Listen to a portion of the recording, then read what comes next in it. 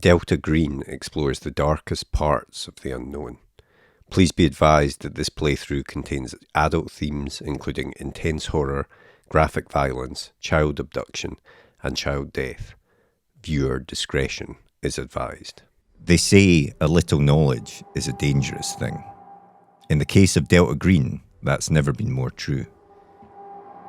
Every secret, every encounter with the unnatural that they have comes at a cost. Who pays the price sometimes changes, but one thing is certain, someone always pays.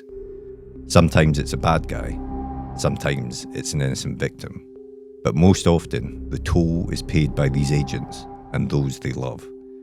A harsh reward for these people who put everything on the line to stop beings that most don't even know exist. Operating in the shadows off the books, they're a law unto themselves. Their goal is simple: stop the unnatural before it wipes out everything that matters. There are no limits to the lengths they'll go. Hard decisions can and often are made, even if that means sacrificing the innocent for the greater good. No, Delta Green aren't the good guys, but they may just be the ones who can save you. Tonight, we join 4 agents who are part of M-Cell in New York in 1993. A city on the edge of change, from a gritty, violent place to somewhere that mayoral candidate Rudy Giuliani promises will be a safer, better city. He's lying, of course, whether he knows it or not, because there are some things that always are and always will be, lurking on the edges and under the surfaces. Things that seek to spread an evil that has existed longer than the world has been spinning. What can men do against such beings? Delta Green knows the answer. Delay the inevitable. Maybe it'll be your turn to clean up next time. Welcome to Delta Green Agent. Welcome to Narrative Damage.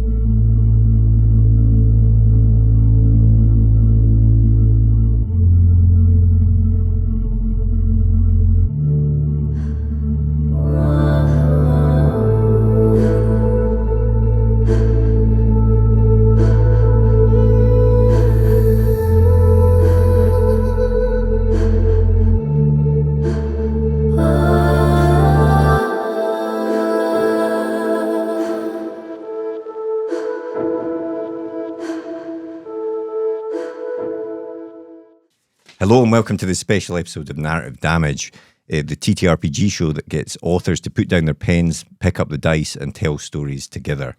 Tonight is the start of another actual play, this time in the world of Delta Green, which is a dark and gritty Lovecraftian game. I've got 4 brilliant authors to play with me tonight, and I'm going to let them introduce themselves, starting with Tariq. Hello. I'm Tariq Ashkanani, and I am the author of The Hollow Boys, which I'm holding up here to be CGI'd in for those watching on the video. I'm fairly new to the world of tabletop role-playing games, but having a lot of fun. Nick. Hello, I am Nicholas Binge. I am the author of a variety of books, most recently Abyss, which came out with Torn Nightfire, which I don't have a copy of, but really you should know what it looks like. I'm excited to be here and excited to dive into another live play. Dave? Hello, I'm Dave Goodman. I'm the author most recently of Solitary Agents, which is the second in the Legends series of spy thrillers, following A Reluctant Spy. I also write science fiction as David W. Goodman, and I previously appeared as a minor lord in the last Call of Cthulhu game that we ran. I'm looking forward to updating to the 90s. Not the 1890s, 1990s. Yep, and I'm Ben. I'm Benedict Anning. This is Atomic Coffin, coming out at 25th of June, probably after this comes out. Yeah. Very excited to jump in. Only done Delta Green once with this gang. Otherwise, lots of cool Cthulhu sessions. Before we get dived in, obviously we are setting this game in New York in 1993, which means one thing. We're all going to have to put on some bad accents. How are we all feeling about that? How's your American accents? I might make my character a British immigrant, a Scottish immigrant. Well, funny you should say that. That's I've done the exact same thing. I'm going to commit to the bad American accent, which will move around regions of America broadly as time goes on. And I'm going to do a variety of bad American accents. So wait. So there we go. Okay, so let's get into it. Let's get straight into the mystery. So I want you to imagine a scene where we're in a helicopter shot over Manhattan in 1993. UB40s Can't Help Falling in Love with You, the smash hit of that summer, is playing as we fly over the river, see the Statue of Liberty, see the streets packed with blocky yellow cabs, people in their loose suits. In Times Square, we see adverts for some of the hits of the summer: Jurassic Park, Sleepless in Seattle, The Fugitive. And as we focus on the pixelated screen of one of these adverts, we slowly zoom out from the pixels and see that we're now looking at a computer game on the screen, a video game. The TV is sitting on the floor in a messy New York apartment. The windows open to allow some semblance of a late summer New York breeze in. Cans and pizza boxes litter the floor as we follow the cable back to its owner. Nick, would you like to tell us who this is? So this is Bartholomew Skidmore Jr., mostly known as Barty Skids. Barty is a maths prodigy who was granted the MacArthur Genius Grant after completing his PhD in mathematics at the age of 22 for a breakthrough in chaos theory. But having come from a not particularly well-to-do background, once he was given the $1 million that come with the MacArthur Genius Grant, he basically just completely dropped out, didn't do anything productive with it, and has totally frittered it away ever since. He's done nothing of note. He lives in this dingy New York flat, still living off the grant. Some years later, he eats pizza, he smokes cigarettes and probably far too much weed, and he kind of hates maths and academia now and really everything that it's done from him. He just wants to be left alone to play his video games. Deep down, he kind of wishes he could get the life that he had back before winning the MacArthur Grant, but mostly he's just seen the past few years as sort of pointless chaos.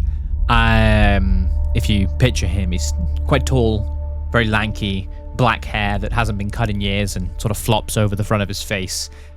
He's wearing a baggy Dream Theater t-shirt, and jeans with that kind of metal chain that attaches to his wallet.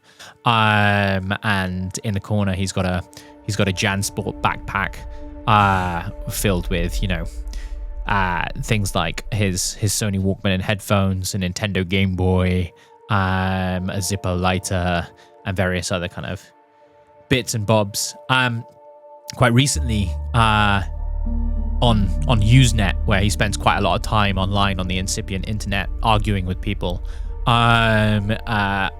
This strange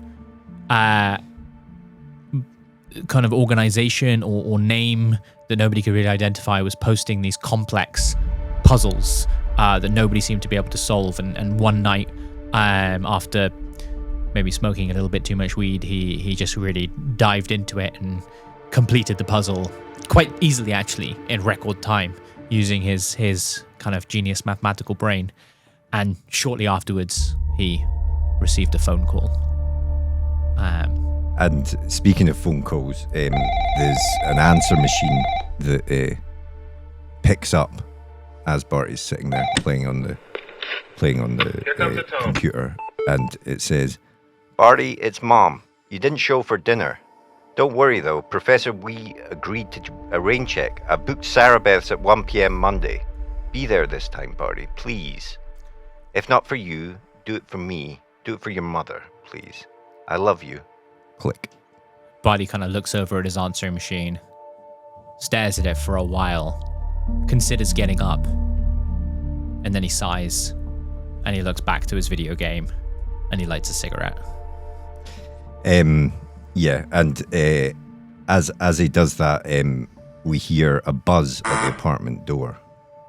Barty kind of sort of jerks in surprise, as there are not many people who ring his buzzer or know where he lives, so he kind of pulls himself to his feet and mopes over to the door. He has a look through the door has one of those little peepholes, little fisheye peephole, and he looks through it, and he sees a pizza delivery guy there with a pizza box.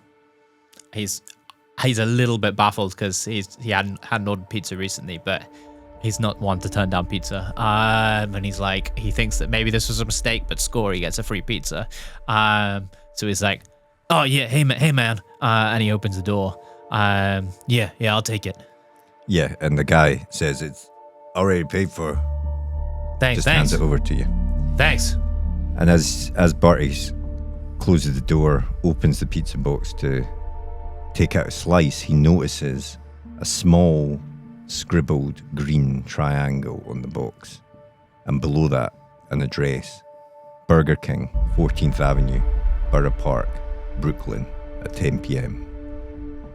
Barty recognizes the green triangle from the first people who called him after he completed that puzzle online.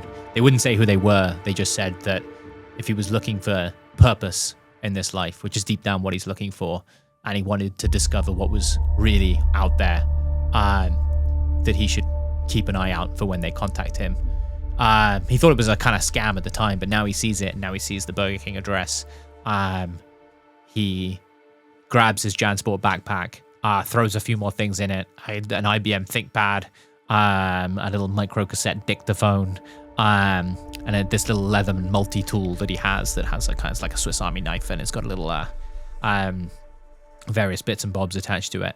And as we see Barty packing all this up, we sort of cut away to maybe zoom out from his window, see him packing this up, and the camera sweeps round, and we move to another bit of Manhattan, and we see the building of the New York Times, and then we're in the newsroom, and we see people rushing about. Some people are pausing to watch the big CRT screens that are hanging above the news floor, and we settle on a corner desk where there's an older guy sitting. He's slightly sweating. He's punching the keyboard, with two fingers, pecking at it, in front of his CRT monitor. Who is this, Tariq? This is Christopher Langdon. He's a older, 58-year-old, out of shape, too much weight gentleman. He been working as a journalist for the New York Times for as long as he can remember now, and it's a job which once excited him, but now he's rapidly losing interest, and in fact he's rapidly losing interest in most things these days. He first stumbled onto Delta Green when he was a younger man. He was investigating a missing persons story, an article for the New York Times, and was following up some leads. He came across evidence that she had been pulled into an alternate dimension, and in the course of his investigation he got himself pulled in there as well.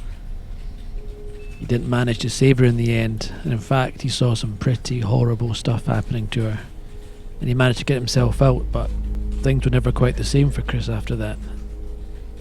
He was pulled into joining the agency almost against his will. He didn't want to know what the alternative was, given how much he'd seen, and he's been working for them on the side for the last 25 years or so. He's grizzled, he's grumpy, he's disillusioned, he's seen too much, he's seen the way that Delta Green treats people, the way it chews you up and spits you out, the disregard it has for humanity, and the way it puts its own mission of saving mankind at the cost of those that work for it. And as he's punching the keyboard, we see someone wheeling a mail cart through the newsroom, dropping stuff off desks. They're wearing a Sony Walkman, and as it passes his desk, something's dropped and it knocks over a coffee mug that then knocks into a picture of a young woman on the desk. Who's the young woman? The young woman is Jessie. She's my kid, my daughter. She's a grown woman herself now, but I always think of her as a little kid. She blamed me for a lot of stuff that happened in the past. Me and her mum, we divorced a while ago now, mainly because I was never there, because I was always away on jobs for Delta Green, the impact it had on my personal life. And when we separated, Jessie and I drifted apart quite a bit. There was a lot of hurt feelings there, but when my wife died from cancer a few years back, Jessie and I have started to reconnect again. And as you try and catch this and wipe off the coffee, you look at what's been dropped on your desk, and you see that it is a pamphlet for money off at Burger King, and a green triangle has been scrolled beside the address, which is the same address we saw on the pizza box in Barty's. And as you're wiping off that coffee, we cut to a building site on the southern edge of Manhattan. It's a busy site. There's a new building being constructed, and a camera follows a young guy in a high-vis and hard hat carrying a tube across to a group of guys in discussion, and he hands the tube to the person that's clearly in charge, who is having a conversation with one of the other guys, joking around about losing at poker last night. And he's wearing a New York Department of Sanitation hard hat. Who is this, Tariq? Sorry, Dave. This is George McLean. George McLean is 42 years old. He's a large dude in a very neat shirt with his sanitation hard hat on. He works as a sewerage and tunnel safety inspector and has done since his early 30s. He is a Scottish immigrant, hence the lack of accent. And he's well respected among the construction supervisors and union bosses of New York for being a fair-minded guy who will never take things too seriously when it comes to the width of your sewerage pipe. So he has been working in the tunnels and the underground of New York for most of his life. He started out as a sanitation cleaner, working just down in the tunnels, clearing blockages, which was unpleasant, dirty work, but which he enjoyed. And then he graduated up to becoming a supervisor, and it's now his job to essentially keep track of what's going on in the underground. And he does that both for the Department of Sanitation and also for Delta Green, because when he was in his late 30s, he encountered, during a post-incident cleanup, he encountered something very, very strange and barely survived. With the application of a high-pressure hose, he was able to get out of the tunnels, and when he woke up in a hospital bed, there was a Delta Green agent standing beside him. Ever since then, he has kept an eye on what's going on underneath the city in all 5 boroughs. And the guy who you're speaking with is sort of saying, well, listen, I'll buy your dinner tomorrow night. Don't worry about it. I think we can come to an accommodation. That's fine. Lucille will be happy. We'll go somewhere nice, okay? I promise. And as he's speaking to you, you're pulling out the thing out the cardboard tube, and something drops out of there's architectural plans in there, but something drops out onto the ground, a card. And this is your colleague Benny that you're speaking with, your friend, and he picks it up and sort of wipes off some of the dust and mud from the card, and you see a green triangle on the back of the card. Say, oh, Benny, give me that. And he's like, what is it? Is this a new firm? It's just some guys I've been talking to. It's fine, I'll deal with it. I take the card from him, tuck it into my shirt pocket. Yeah, and before you do that, you look on the back and you see the same Burger King address, the same time, 10 p.m. And then as you take that in, we cut away to a bit later in the day, early evening, a residential area in Queens.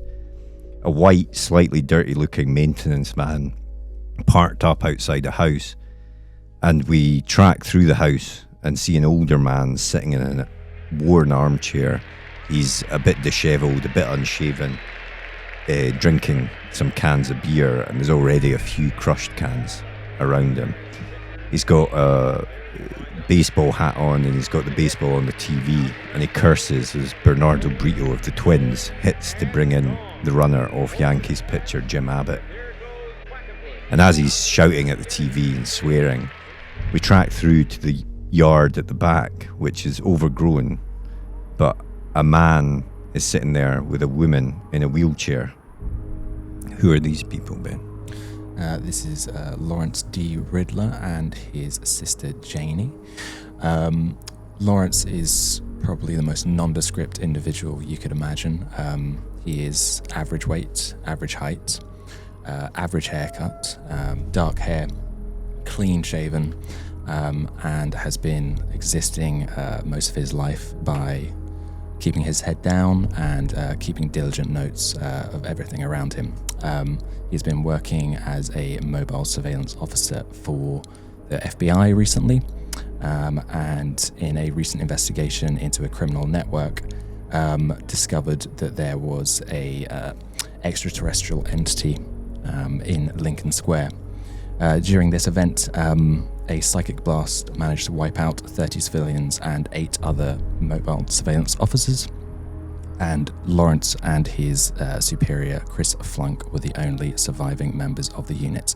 Lawrence was also the only individual there who spotted the entity and saw the true nature of what happened there soon after he had been recruited by Delta Green. Yeah, and Janie's thanking you for coming over, and we get the impression that it's not often that you manage to pay a visit, but she's looking forward to dinner. And at that point the phone rings in the house, and the man inside the house, who is who is the man inside? That's my father, Lou. Yeah, he shouts, "Phone! Will someone get the fucking phone?" I should go take care of that. And I head upstairs to go pick up the phone. And you go and get the phone, and you pick it up, and as soon as you pick it up, you hear a voice saying, "Am I speaking to Meridian?" That is me. "Pick up a Burger King, 14th Avenue, Borough Park, Brooklyn, 10 p.m. And then it just clicks off.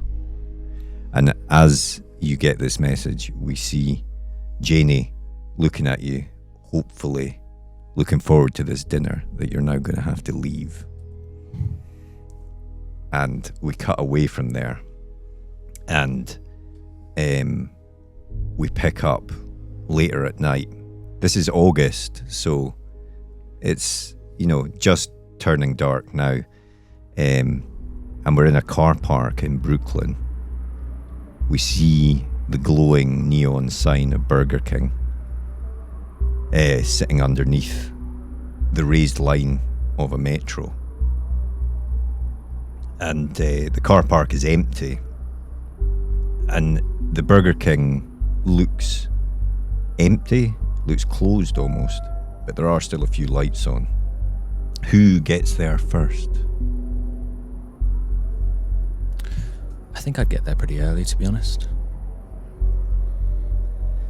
So we see you pull up in your van, presumably, pull into the car park. So you see a maintenance van roll up. That it looks quite beaten up, but also pretty, again, nondescript, quite a white, turning grey van that says local maintenance. Literally doesn't have actually any names there, it just says local maintenance on the side. And I slip out wearing a regular old windbreaker with a cap and glasses, and wander inside. Yeah, so you wander to the door, and then it is open. You pull open the door, and as you go in, who arrives next, do you think? I roll up next. So I come down from Queens. I'm in a New York Department of Sanitation van, and as I pull up, I get out. I put my hard hat on. I put my high vis on. I go over to a nearby sewer cover, lift it up, look into it, put it back, just for appearance's sakes. Then I strip off the hat and the high vis, look at Burger King as though I'm considering going in for a burger, nod to myself, and then head for the door. And then I walk into the car. I'm taking public transport. I walk into the car park. I'm smoking a cigarette. I've got my Sony Walkman playing Iron Maiden's The Number of the Beast. In my ears, just heavy rock metal. Way too loud. And as I get there, I kind of look around. I look around the car park and I see two vans. One Department of Sanitation, one that just says local maintenance. And I see two kind of shifty looking guys sitting inside of the Burger King. And for a moment, I just kind of pause and look and consider going back to my safe little flat, my apartment, and continue to play some video games and like hang out for the evening. But then I think for a second about that phone call from my mother, Lisa, and how she's always talking about how I need to do something, make something of my life for everybody else. And I throw the cigarette on the floor and put it out, and I just whisper to myself, "What the fuck, man?" And then I walk into the Burger King. And we see you pulling open the glass door. When does Chris arrive? Chris turns up at last. He's got no real drive for this, no real enthusiasm. He walks up wearing a trench coat. Despite the summer heat. He's wearing a trench coat, and he glances around the car park, and like Bart, he sees the vans and the people inside, and he realizes this is a mission with colleagues, and he takes a deep breath and sighs it out, and then heads inside. And as you all enter, you hear a shout from the back of the restaurant. There's no one behind the counter. The whole restaurant's empty, but you hear a shout saying, "Through here!" And you see, sitting at a back booth, a sort of overweight man. He's wearing a sort of dress shirt, but it's quite, buttons undone, ties a bit messy. And he's smoking and also chowing down on a Whopper. And he nods at you all when you're all there, and he says, "Guess you're it then. Take a seat." Hold on a second, man. Is the Burger King open? Because I can see you've got a Whopper there. And he reaches to his seat and he picks up a bag and he puts it on the table. He says, "That's on us." Nice one, man. I sit down and I reach inside and I pull out a burger. He says, "I'm going to cut to the point. I got to get out of here. I'm going to tell you what you need to know. And you see, he's got a suitcase with him that is he's obviously traveling. He says, "Welcome to Operation Blister II."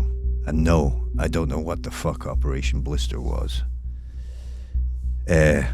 What we've got is 3 kids have gone missing within 5 kilometers of a mansion that has pinged someone above our station.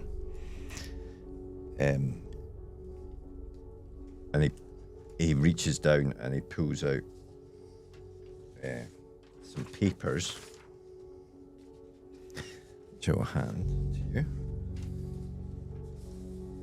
He also sorry, let me just get these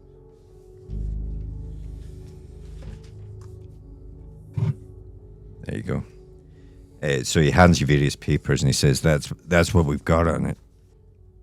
Yeah, I don't know if does someone want to read the first handout? I'll bring them up on. Yeah.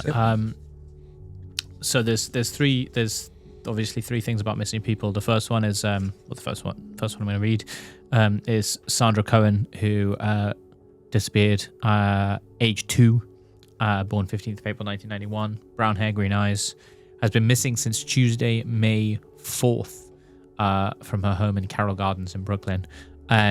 What day is it today? August 7th. August 7th. Okay, so a fair few months now. Okay. So August 7th currently, and missing on May 4th. And then another one, this is a little bit earlier, from the Holy Name of Jesus Parish in Windsor Terrace, also Brooklyn. There is a note about the Strauch family and their baby, Catherine, who went missing from their home on Greenwood Avenue last week. So this is from March 14th. So it was first in the start of March. She went missing. So that's 2 young girls, one in March, one in May, who have disappeared. And then Ben, you've got the third one. And there's the New York Post here from April 6th. It says missing market kid causes panic in Red Hook, by Mary Saffert. Panic engulfed the Atlantic Avenue Street Market in Burham Hill yesterday when young Franklin Elders, 11 months, went missing late afternoon. Elders had been in the company of his father, Devon Elders, 29, when he wandered away from his father. Witnesses say that the child had been allowed to walk about on his own, though others say the father was also within sight.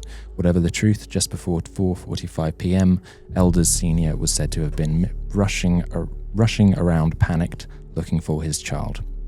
Despite the help of bystanders, the child could not be found and police were soon called to the scene.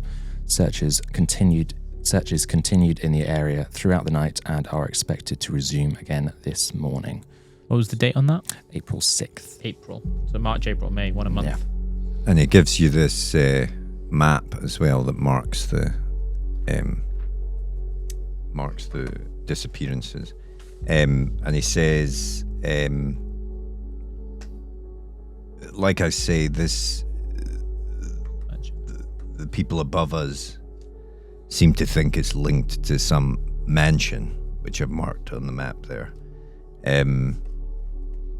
Do I, in looking, we've just received a bunch of data here, in looking at the dates, March, April, May, August, the time apart, and also in looking at the sort of the geometric distances between the 3 abductions and the Gerritsen mansion, using my 90 intelligence and my 80 in mathematics, do I see a pattern emerge of any kind? I would say with your intelligence, I'm not going to make you roll for this. Okay. You realize that those dates seem to coincide with the dates of the new moon. Okay. All right. Cool. Hey guys. This is a weird one, but I tend to notice patterns. Those 3 dates where the kids were abducted. It's like so that's when the new moon is. I don't know if that's something, but We can look into that, I think.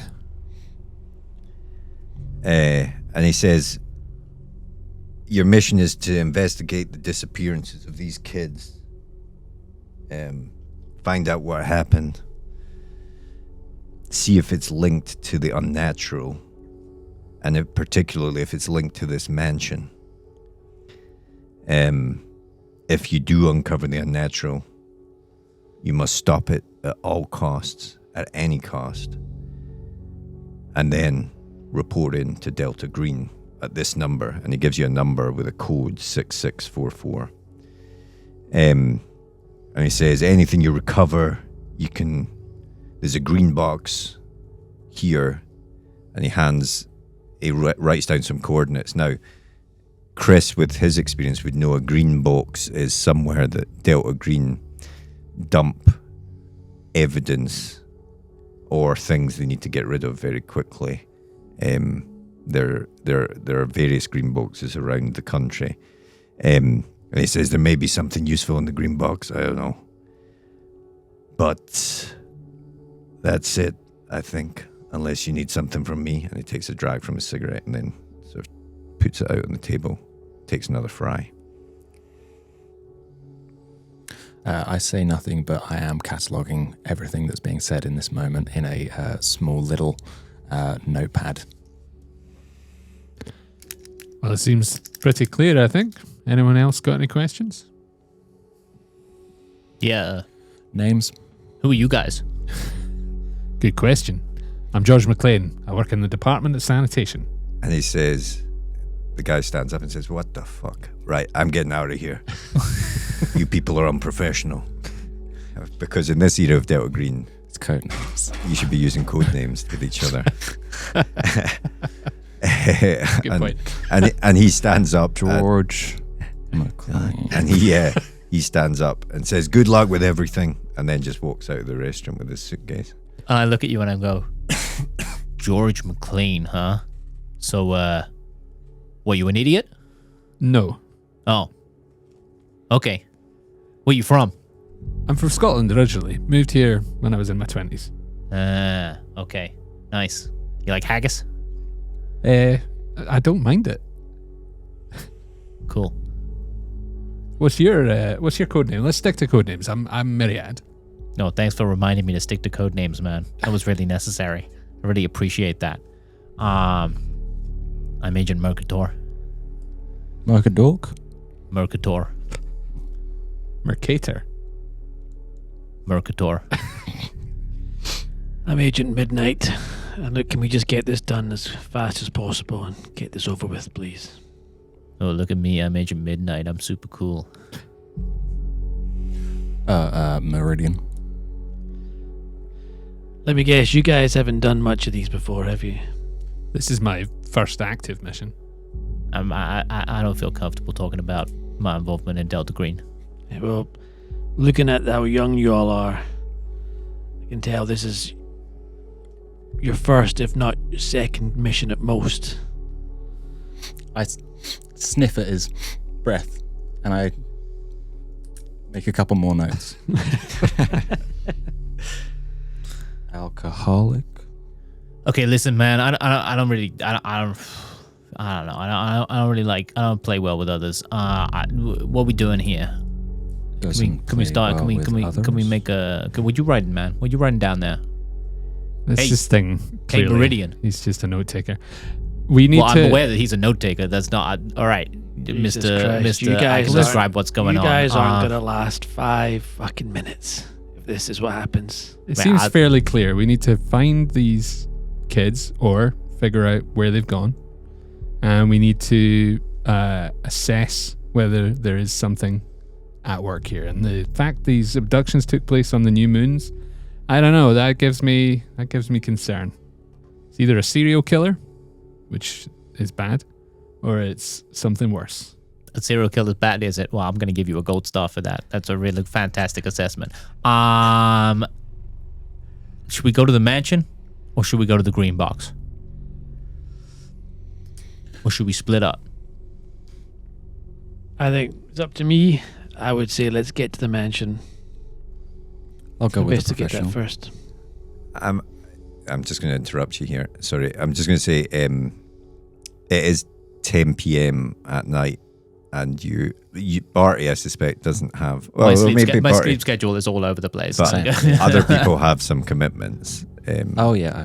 Well, it's well past dinner time anyway. So George, you promised Lucille. You're meant to be going out with Benny and Lucille. And stuff. Yeah. Well, we're not going to a mansion at 10 o'clock at night, so I need to go home and have dinner with my wife. I feel like we should reconvene tomorrow morning. Where should we meet? Should we meet at the green box and see if there's anything in there for us? And then plan our next move? I shrug and go, yeah, sure, man, whatever. And then I walk out of the Burger King and I light a cigarette outside. I follow you out and I say, young man, you seem to have a bit of a problem with authority. Is that going to be a problem for us? I look at you. I give you like the most withering look that I can possibly give you. I've been stared down by rats And- the size of cats, my friend. Any look that some hipster asshole with a wallet chain gives me is not going to freak me out, okay? That's fair enough. But I do it anyway. And then I flip you the bird. And then I just walk off in the other direction. And I pull my Walkman back out of my backpack. And I just put my headphones back on. Can't wait to keep work walking. with you, I call out to you. Fucking kids. I just step outside and make a note of everyone's registry plates, and then I get back in my van. Okay. I walk outside, watch everyone leave, and just say to myself, this mission is going to chew these fuckers up. And we we fade out from there, and unless are people wanting to do it? Well, actually, I think maybe Barty, you're on the tube, and you've got a pager, and I believe they call it the Subway. Sorry, the subway. Sorry. Yeah. And you just before you get on the train, you get something coming through in your pager, and it's from your dealer, and he's saying, Oh yeah, Turkish Pete. yes, Yeah. and he's saying, can we meet tomorrow? Okay. Well, I mean, it's a pager, so I can't reply to him. Yeah. On it. So I look at it. I'm like, what time do we agree to meet at the Green Box tomorrow? Presumably we agreed on a time before leaving. 9 a.m. 9 a.m. You rolled your eyes when I said 9 a.m. Yeah, I did. I see that. I get back the subway to my apartment. And I call Turkish Pete's number. Pick it up. And he's like, Hey Turkish. hey, I saw your note. yeah, you needing anything? I need something from you. I thought we could help each other out. Yo, I'm busy tomorrow morning, but what about tonight? You free? Can't tonight, man. What about tomorrow evening? Yeah, maybe. I could do with picking up before then, though. I'm pretty low. How about gotta meet these guys at 9 a.m. Let's say 11 a.m. tomorrow. Normal place. No, 11 a.m. normal place. Sounds good. Nice. See you then. See you later, buddy. Click. Yeah, and then we see everyone else sort of getting home. I imagine we see Lawrence pulling up in his van, getting into a very nondescript apartment.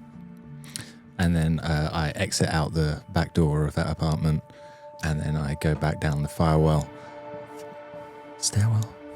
Fire escape. Fire escape. Yeah. And then go over to the next restaurant next door. Go back through there, head upstairs into my apartment, which is almost entirely empty, but incredibly clean. Okay, And I go sit down on a chair, and I continue making notes. excellent. And we see George coming in, and Lucille is like, "Where have you been? We missed dinner. Benny was on the phone." Sorry, I had a late meeting. but it's okay. I just have an early start tomorrow, love. Sorry about that. Is it what's going on? I thought it's the weekend. What? Oh, there's just a burst sewer up in Brooklyn that I had to deal with, and then there was a couple of guys. The real big pest problem at the moment in Red Hook. Not like the things. Not the one that gave you bad dreams. Nothing like that. No, nothing like that, darling. Nothing like that. Okay, and then we cut out from there and we go to Chris, who's sitting lying in his bed, and he's trying to get to sleep, but he has a sleep disorder. So let's see if he's able to get to sleep. First roll. What did I roll for this again? It says on your sheet, I think it's a SAN roll. Yeah. It's a SAN test. So could you remind me, sorry. So it's just a D100. D100.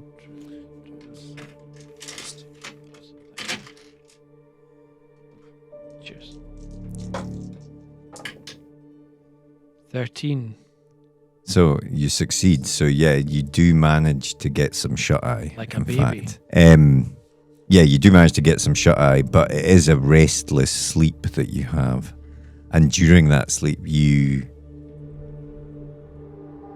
get feelings of like claustrophobia and being trapped somewhere dark and enclosed.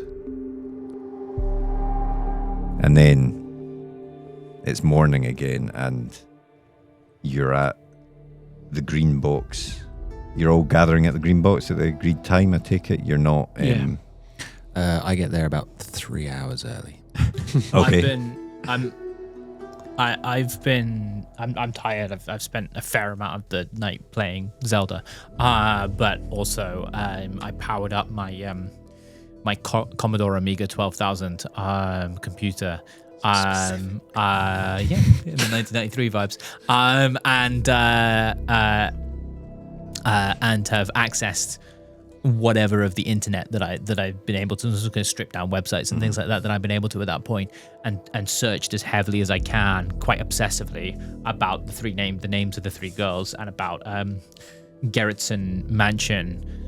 Obviously, the internet at this time wouldn't have had the wealth of information that we do nowadays, but have I come across anything in what is, I would say, probably 2 to 3 hours of kind of joint and cigarette fueled obsessive researching? Yeah, well, why don't you give me a search roll, I guess it would be. Yeah. Ooh, 98. I'm at 60, so that's not a fumble, right? No, it's not a fumble, but it is a fail. So no, you don't really pick up much more than... Can I push it, or can you not do that? You probably not at 98. You can't really push in That's Delta fine. Green. Although, I do have an optional rule that I put in Delta Green, which is you can spend a willpower point to push. Well, at this point, that's fine. That's fine. I didn't really come across anything. But that's all good. yeah, you don't really come across anything. You do know, I guess you would know in a way that you could probably find out more about these kids, or someone could probably find out more about these kids if they could get the police reports. Okay. Could I have spent some time doing that I imagine the majority of the time that I was spent last night and this morning was looking up the registry plates and finding out everything available on everyone on the mission. Mm-hmm. And potentially, again, a little bit about the specifics of the... Yeah, I think you're going to have to go down. This is 1993, so you're going to have to go down to the police station to actually get this. So, a whole different world. Yeah, exactly. If you want, you can have gone there beforehand, before 9 a.m. Yeah, okay. I imagine I get up at about 5 most days. Okay.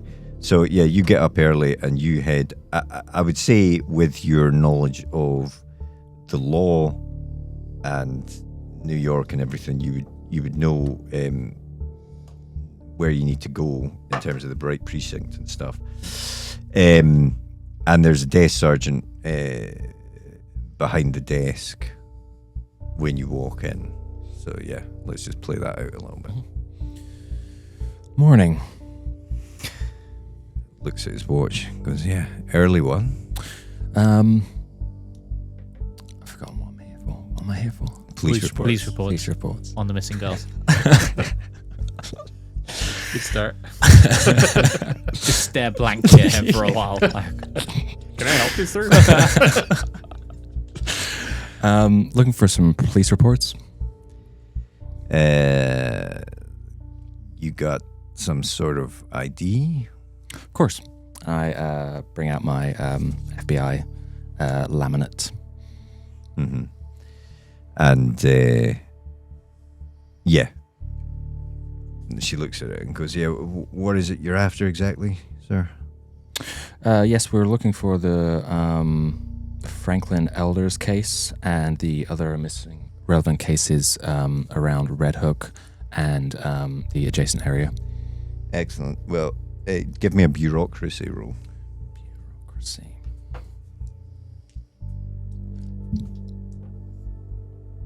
Oh no, that's a 61. Well, I'm going to say that all that means is that it takes longer for you to find these reports, but you do get your hands on the reports eventually. But I think it makes you late to the green box, actually. Mm-hmm. But you do find you do get 3 police reports, which I'll let you look at just now while we go back to the green box, because you're studying these. So the rest of you turn up to the location of this green box, which is in a fenced site in Jamaica, in Queens, called We Store U. And it's got, the wire fence. You can see there's a sort of slightly overweight security guard sitting in a booth beside the gate. And I walk up to him and give him a nod, and he nods back. We can recognize each other. Oh, does he? Yeah. I've been here before. Let's have some sort of roll to see if that is actually true. Okay. I would say that would be a. We got here, it wasn't. You're just like, hey, hey. I mean, yeah. I don't know what that would be. I think you would have to give me a bureaucracy roll again, I think, probably, or something like that, unless you can suggest something better. Because it might not be the same guard. No, bureaucracy, that makes sense to me. And green boxes they are literally just places that the guard probably knows absolutely nothing about Delta Green. He's just a guy that's at East or U, essentially. Yeah. 42. Yep. Success. Yeah, okay, so he has obviously seen you before, and he doesn't really pay attention. He's busy watching a small TV in his booth, so he's just like, yeah, whatever, on you go, man. And are the rest of you there? Is Barty and... I arrived late. I got to sleep at maybe about 6 a.m. And then woke up at probably 8:35 with my alarm kind of going off in the background that I'd slept through for a little bit. And I just kind of I wake up. I drag another. I just take off my Dream Theater t-shirt, which I was wearing last night, and I grab another fish t-shirt and I put that on, which is also black. And I don't filthy. Oh yeah, I don't shower. And I eat a couple of slices of cold pizza, which is just sitting on the side. And I make the conscious decision not to smoke a joint, which I would usually do first thing in the morning. But I've got to kind of be as clear-headed as I can be. And yes, by the time I actually make it there, it's probably 9:25 ish. So people might have been waiting for me for a little bit. Yeah, so, by the time you're there, they're probably already at the... What about George? Is he there on time? Yeah, I arrived half an hour before. I'm sitting in my sanitation van across the street. I'm sweating because it's really starting to get warm already because it's August in New York in 1993. And I drag my hand across my face, and I can feel the stubble there because I haven't shaved, which is not normally the case. I'm starting to worry about what this mission might entail, where it might lead us, and whether it might take us back down into the tunnels, where I spend a lot of time. So I'm happy in the tunnels, but occasionally I'll bolt awake at night thinking about being immersed in the water in the tunnels. So I didn't sleep too well, and I get out and I go over to a payphone and I call into the office and I tell them that I've been called to an urgent conference of sanitation inspectors in Albany, so I'm going to be gone for at least a day, just as insurance, because I know otherwise my buddy Benny will be all over me to be signing run sheets and looking after the guys, and I just need him to step up today. So the next person I call is Benny to let him know I'll also be out of town for a day, and he swears at me and puts his phone down because he always does that. And Chris, are you waiting for people outside the green box, or are you just going in? I'm just going in. I've been here before. I've dealt with green boxes a time, and I'm hanging around waiting for these people. So you open the green box, and it's Unit 1191, and you get in, and these are just storage units. It's about 40 storage units in this place. This one looks no different from any of the others, and there's various stuff in there, including like a pool table. There's an old broken jukebox, old ski equipment, and there's a pallet covered with a tarp. And I think I'm going to say that by the time you've looking into it, that's when the other two turn up behind you. So you see sort of the door's open, he's inside. Yep. And he's just about to pull his tarp off. I knock on the metal shutter and say, anything interesting in here? I say, yeah, some of this stuff is... let me just give you a bit of a warning. Some of this stuff is pretty dangerous. If you don't know what it is, don't touch it. And, Barty, do you wander into the... So these guys have been like, do they want to look at the stuff? Because I'm 20 minutes late, so they start looking at the stuff. Okay, so they pull off the tarp. Yeah. And why don't you both give me search rolls just to see what you find?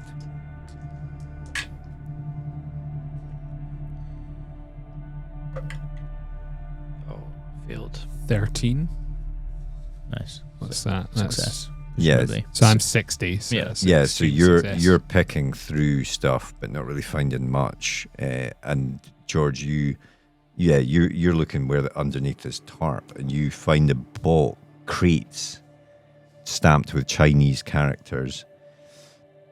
And you open the crate up, and there's like 14 AK-47s. Anyway, I'm used to digging through shit, but I don't normally find a box of fucking AKs. And there's some ammunition in there as well. I pick one up out of the crate and check the chamber. It's empty, and I hold it up and show it to Chris. Jesus. Really hoping we weren't going to need to use weapons in this mission. And then I think, Barty, you get there by now, and do you want to give me a search roll? Yeah, sure. So I as they're looking at these AK-47s, I kind of appear at the door, and I'm like, "Sup, losers? Holy shit!" Looking at the AK-47s, and I'm like, "Wow." These are technically AKMs. No weapon produced after about 1975 would be an AK-47. But listen, we don't need to talk about that. I roll my eyes at this guy and just kind of walk past and start searching through the rest of the stuff that is there. I fail again. So you pick through some stuff that you're just sort of like looking at stuff, sort of holding it at arm's length. I mean, some of this stuff is dusty and dirty and manky. But I'm going to say it does, after a bit of time, both you and Chris find some stuff. You, Chris, find what is a handwritten copy of something in Latin. It looks quite old, and it looks like it was sort of torn in half, and there's burned pages out of it. And there's a handwritten note on the back cover that says 9920 stop 229989 stop 333. This is it. Do I recognize any pattern in those numbers? You would be very interested in what this means, I think. You don't know why, but it catches your attention. It catches. I look at it closely. Yeah. The numbers catch my attention. Yeah. And I think about it. I turn it over, and I think certainly when I was studying for my PhD in mathematics, I would have encountered some Latin, and I wonder whether I can do an intelligence roll to see whether I recognize any of that Latin. Mm-hmm. Go for it. Which I pass. I mean, you don't speak Latin, so I'm not fluent in Latin, but see if I recognize any words that are like common words. I think you recognize some words which would be. You think this book seems to talk a bit about alchemy and something like demonology. Okay. And actually give me a sanity roll for even finding that out, I'm afraid. So in this, my sanity roll is done against what? Against your sanity. My You should current have a sanity, which is a 70. Yeah. Okay. That is 63, so that's a success. Yeah, so you're okay. Yeah. You're fine. You don't really pick up enough, perhaps, for it to really affect you. But you are also you're also distracted by the fact that you may be looking at this number and then you look up from this and you see a shrink wrap bag that has. You can see there's money in that bag. Okay. So I pick up the shrink wrap bag and I open it up, and there's a chunk of money in it. How much money is there? It says there's a stamp on the bag that says "Property of the United States Department of State," and there's $125,000 in there. You reckon? $125,000. Now I'm in kind of a curious situation because about 3 years ago I was given $1 million tax free, and I don't spend a huge amount of it because I basically just eat pizza and smoke weed and sit in my flat. So like, I've probably still got a good like $500,000-$600,000 just sitting in my bank account. So $125,000 doesn't mean a huge amount to me in that moment, but I kind of look around and go like, hey guys, a lot of fucking money here. And I think at that point, Lawrence, you arrive at the door and you see him holding this bag that says United States Department of State. I take out my notepad and start.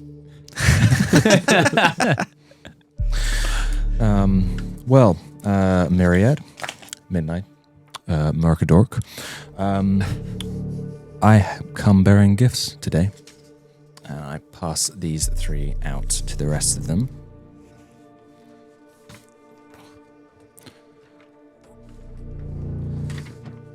Okay. I could have just called my buddy who works in the NYPD, but well done, I guess. Thank you. Do we want to each talk about what we've got here? Yeah, sure. So, Catherine Strauch, who was the baby, she's 7 months old. She was taken. She was sleeping in a child carrier on a 3rd floor, 1-bedroom apartment. Her mother, Emily Strauch, a white female, age 22, was folding clothes in the living room, within sight of the bed. Outside of the window, raccoon footprints were found. and excrement on the fire escape. I've seen some shit with raccoons in the sewers, I'll tell you that much. At 6:08 p.m., the bedroom door suddenly slammed shut, and before she could reach the bedroom, the mother, Emily, heard the lock turn, locking it shut. The mother had to break the door down, but by the time she got in, she found the carrier empty and overturned on the floor. In the bed, she found 3 old, split bones with the marrow scraped out of them. These were later confirmed to be human bones, but that they were much too old to have come from the kidnapped child. The only suspect is the estranged mother-in-law, Janice Strauch, a white female, age 61, who has a history of psychiatric problems and only saw the baby once. The child's father, Emily's husband, is currently serving active duty overseas. Janice Strauch is under indefinite voluntary commitment at the Manhattan Psychiatric Center. The mother and father are not considered suspects in this case, though the case is still in active investigation. Now, of these 3, this is the only case that has a active suspect, and the only case where there was something left behind. Good to know. So my report is for Sandra Cohen, Van Brunt Street in Brooklyn. She was 2 years old, wearing a blue pinafore dress, pink t-shirt, and pink sneakers when she went missing. She was playing in a small fenced-in backyard in Carroll Gardens. Her mother, Elizabeth Cohen, was supervising from the kitchen window. At 2:29 p.m. On May 4th, Elizabeth Cohen calls the police. She claims her daughter has gone missing from the yard and that she didn't know how. She was frantic. Report indicates that she became distraught and violent at some point that evening. She was held but not charged for striking a police officer. Now here's the interesting part. Police search uncovered a sunken standpipe in the high grass near the back of the yard.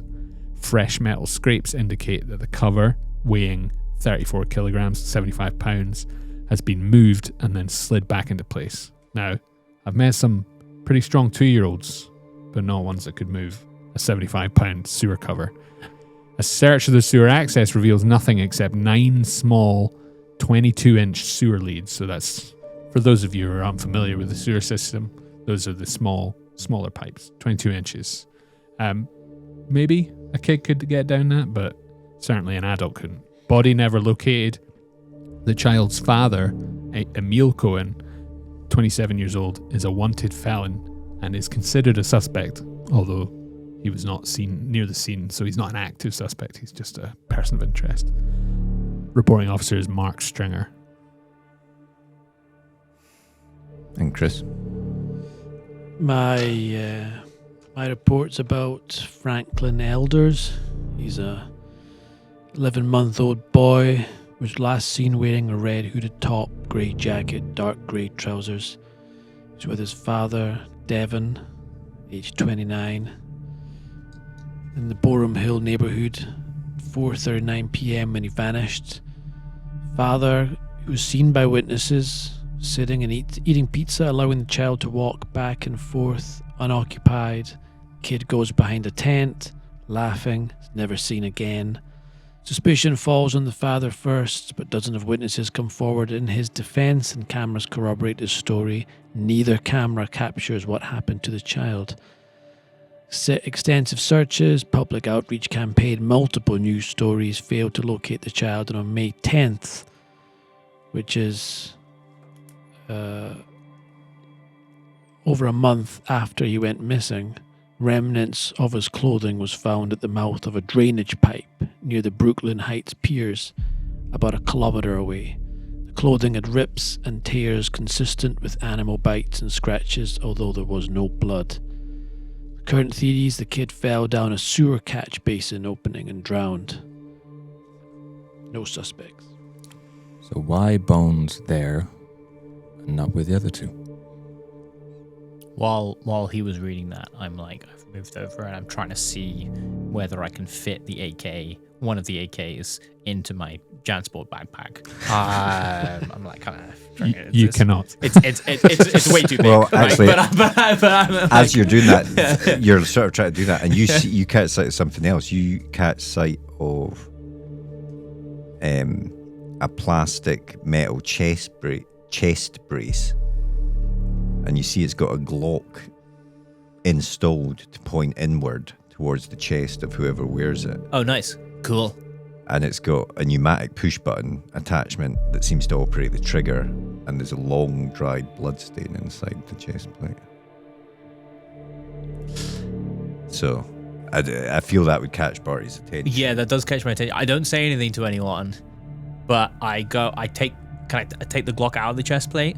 No, it's like you'd have to like basically break the chest plate up to be able to do it. Like it's it's attached in some sort of weird way that it's because it's attached to this pressure switch. So you could, if you like, you dismantle it. You could with your toolkit or whatever. So hold on. I feel like I need more explanation here. If I was wearing this chest plate, then the Glock, the way the Glock is attached, is what, like pointing towards your own chest. Yeah. It's like some kind of suicide device. Yeah, exactly that. Okay.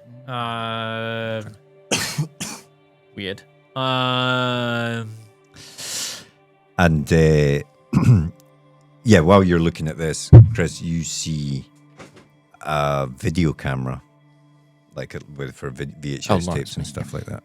Okay. Sorry, not Chris. Lawrence. Sorry. Yeah. Which you might find useful to put in your van or something. Yeah, pick that up. Yo, Chris. He's Chris, right? Yeah. He doesn't know his name. Yeah, you don't know his name. What's your Midnight. Yo, Midnight. Yep. These green boxes, the stuff that's left here, is that always to do with the case, or is just like stuff from other cases, leftover stuff from Delta Green? It's all of the above, man. It's everything in here has been dumped by other agents. It might be useful, it might not be. I'll give you the same warning I gave these two. You don't know what something is, you don't touch it, you don't put anything on, you don't know what it might do. Most of the stuff is dangerous. Okay, thanks, man. I appreciate that. I turn around and turn my back to him, and I pick up the chest plate, and I put that in my backpack. And I zip it closed. And you also see under, as you do that, like on a low shelf, like under a tarp, like almost at the edge of the tarp. Yeah. There's a small box, teakwood lidded box that says "Do not touch," spray painted on it.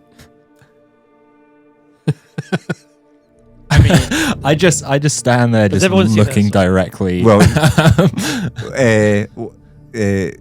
I think I'll say that you see it as well. Yeah.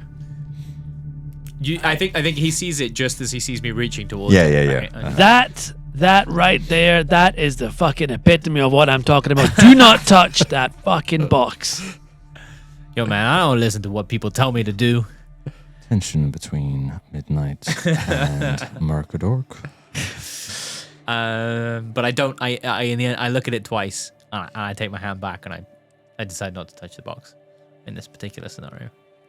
It's good to see development in the young people. Hey, fuck you, man. And I would say that, you've been in this green box for a couple hours searching, and you think this is probably all you're going to find. Some of it may be helpful, some of it maybe not, but that's what you've pulled together. You get your pager buzzes because it's now 11:30.